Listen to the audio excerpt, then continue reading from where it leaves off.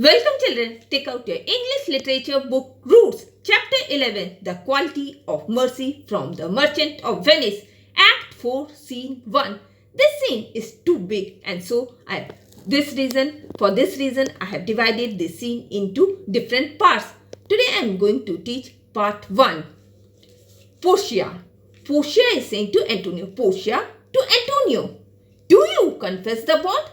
Here Portia is asking Antonio that whether he is confessing the bond that he had broken the agreement. Antonio, I do. Antonio says yes, he agrees with it. Portia, then must Shylock be merciful?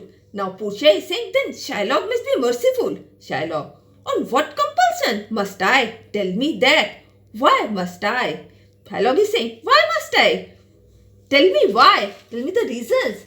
Portia, the quality of mercy is not strained. It droppeth as a gentle rain from heaven upon the place beneath. Now here Portia is saying, mercy is something that one is forced to practice. It falls just like rain. It falls easily just like rain, just like gentle rain from the sky. It is twice blessed. Blessed him that gives and him that takes. It is doubly, Portia is saying, it is a doubly blessed, it is a double blessed thing. It blesses both the person showing mercy and the person who receives the mercy. These mightest, in the mightest, it becomes the throned monarch better than his crown. Mercy is the most admirable thing in the mightiest men. It looks better on a king than his crown. His scepter shows the force of temporary power, the attribute of away and majesty wherein doth sit and dread and fear of the kings, but mercy is above this scepter's sway. Portia is saying, a king's scepter, it is a symbol of wealth, earthly power. It is a source of sway and the majesty which makes people respect and fear him. But mercy, it is above the power of the scepter. It is enthroned in the hearse of kings. It is an attribute to God himself. It dwells, that means it lives in the hearse of kings. It is an attribute to God himself.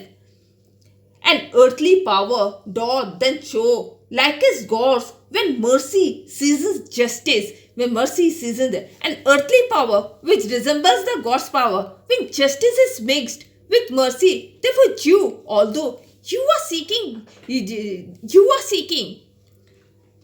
therefore Shylock, though justice by thy plea, consider this, that in the course of justice none of us should see salvation.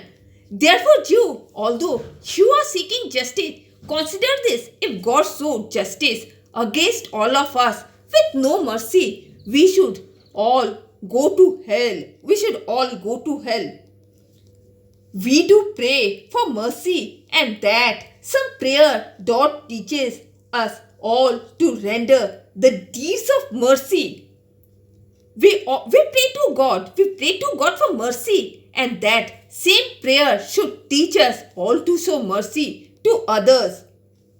I have spoke thus much to mitigate the justice of thy plea, which if thou follow this strict court of Venice, must needs give sentence against the merchant there. Why should we show mercy to others? This is what I have to say against your desire to seek justice and make the strict court of Venice carry out the merchant's punishment.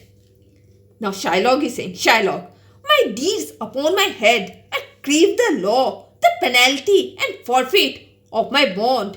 Shylock is saying, my deeds, these are my responsibility, and I want the law to be upheld, the penalty that which he must forfeit because of the loan. And with this, I am ending my today's class.